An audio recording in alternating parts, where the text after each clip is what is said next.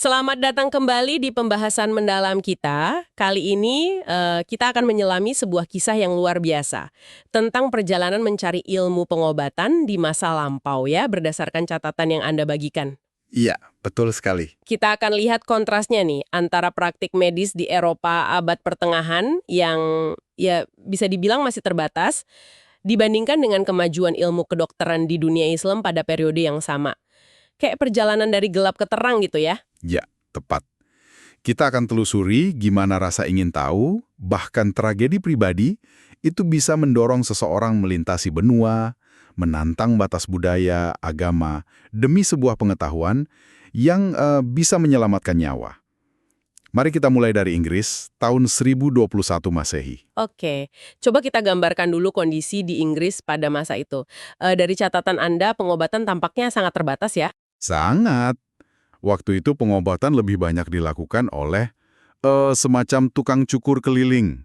Pengetahuannya minim banget. Tukang cukur keliling, jadi bukan dokter khusus gitu ya? Belum seperti sekarang. Dan kadang lebih mirip pertunjukan daripada beneran ngobatin. Penyakit kayak usus buntu, itu dianggap ya udah, nasib tak tersembuhkan. Seperti yang dialami ibu dari tokoh utama kita ini ya, Rob Cole. Iya, betul. Ibunya meninggal karena itu. Sakit sampingan istilahnya dulu.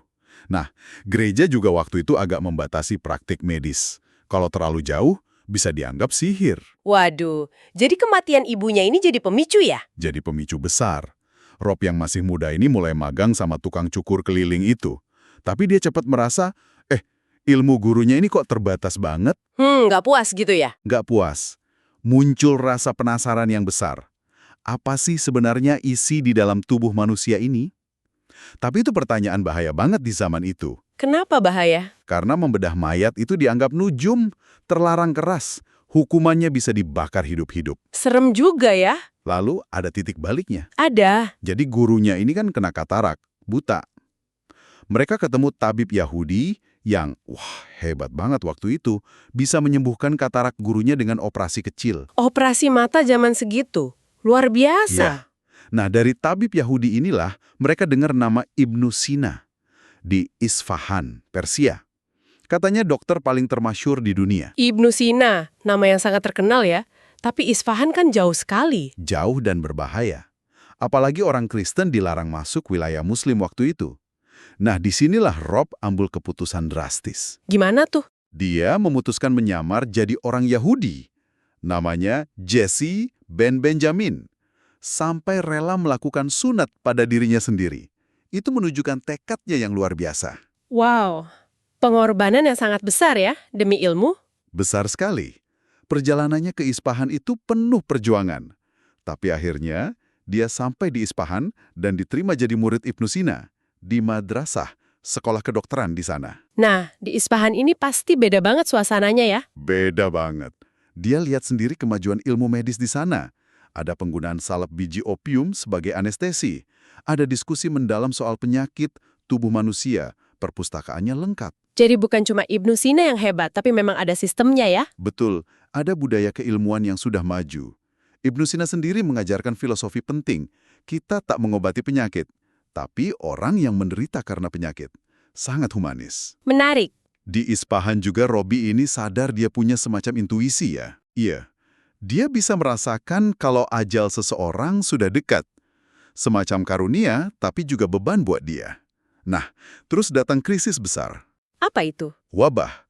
Wabah maut hitam atau Black Death melanda Isfahan. Banyak orang panik, melarikan diri. Tapi Ibnu Sina dan murid-muridnya? Mereka memilih tinggal, melawan wabah itu. Mereka nggak pasrah. Mereka mulai observasi, cari tahu pola penyebarannya. Mereka curiga sama apa? Mereka mulai curiga sama peran kutu dari tikus. Ini hipotesis yang radikal banget waktu itu.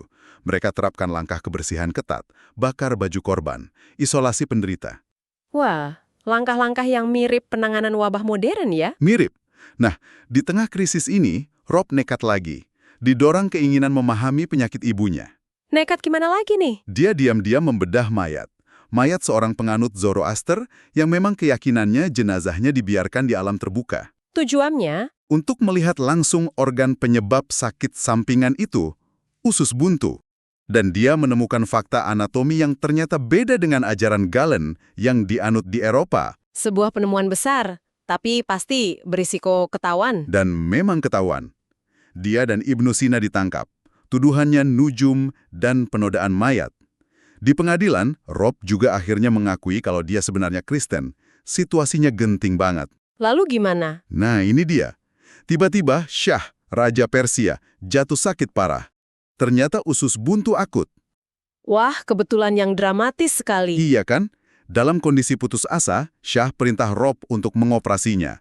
Karena cuma Rob yang pernah lihat langsung organ itu waktu bedah mayat tadi. Jadi tindakan yang tadinya dianggap kejahatan, malah jadi penyelamat. Persis. Dibantu Ibnu Sina, operasinya berhasil. Shah selamat, tepat sebelum pasukan Seljuk menyerang kota. Sayangnya, Ibnu Sina memilih tetap di Isfahan dan gak lama kemudian wafat di sana. Sunggul akhir yang ironis ya untuk Ibnu Sina. Terus Rob bagaimana? Rob akhirnya bisa kembali ke London, tentunya bukan lagi sebagai asisten tukang cukur ya. Dia bawa pengetahuan medis yang revolusioner dari Persia. Apa yang dia lakukan di London? Dia mendirikan semacam rumah sakit, konsep yang sangat baru di sana. Dia terapkan ilmunya, memberikan harapan dan penyembuhan yang jauh melampaui praktik medis lokal saat itu. Dari catatan Anda, ada beberapa kata-kata bijak juga ya dari Ibnu Sina? Iya, ada beberapa yang tercatat dan menarik. Tadi soal kita tak mengobati penyakit, tapi orang yang menderita karena penyakit. Itu menekankan sisi humanis kedokteran. Penting sekali itu. Ada juga pandangannya soal ilmu pengetahuan, betapa membosankan dunia ini nantinya tanpa misteri. Ini seolah mengingatkan kita pada keindahan proses penemuan yang gak ada habisnya. Suka saya kutipan itu. Selalu ada yang baru untuk dipelajari ya. Betul. Dan satu lagi tentang menghadapi akhir hayat, mungkin untuk menenangkan. Kematian hanya ambang pintu yang harus kita lewati ke dalam kedamaian abadi. Wah, dalam sekali maknanya. Sungguh sebuah perjalanan yang luar biasa ya yang kita ikuti dari catatan Anda ini. Dari keterbatasan di Inggris abad pertengahan. Iya, melintasi dunia demi ilmu di Isfahan, menghadapi wabah, dilema etika yang berat. Sampai akhirnya bisa membawa perubahan besar kembali ke tanah airnya. Ya, kisah ini benar-benar menyajikan pergulatan ya, antara tradisi dan kemajuan, antara iman dan ilmu pengetahuan. Dan juga soal pengorbanan pribadi demi kemanusiaan. Jadi pengingat juga buat kita, betapa berharganya pengetahuan medis yang kita nikmati sekarang. Seringkali kita lupa ya, fondasinya dibangun dari perjuangan seperti ini. Betul sekali. Nah, ini mungkin menyisakan satu pertanyaan ya untuk Anda semua renungkan. Kira-kira batasan apa saja, mungkin budaya, etika, regulasi, atau bahkan ketakutan kita sendiri yang mungkin masih menghalangi kita dalam mencari pengetahuan dan memberikan penyembuhan terbaik di zaman kita sekarang? Pertanyaan yang menarik untuk direnungkan. Terima kasih sudah menyimak pembahasan mendalam kita kali ini. Iya, terima kasih banyak. Jangan lupa tunggu pembahasan kita selanjutnya. Kira-kira pembahasan apa lagi yang akan kita bicarakan atau kita sampaikan di kesempatan berikutnya? Coba deh tulis di kolom komentar. Ya, jangan lupa like, komen, dan subscribe untuk mendapatkan info atau pembahasan lainnya. Sampai jumpa!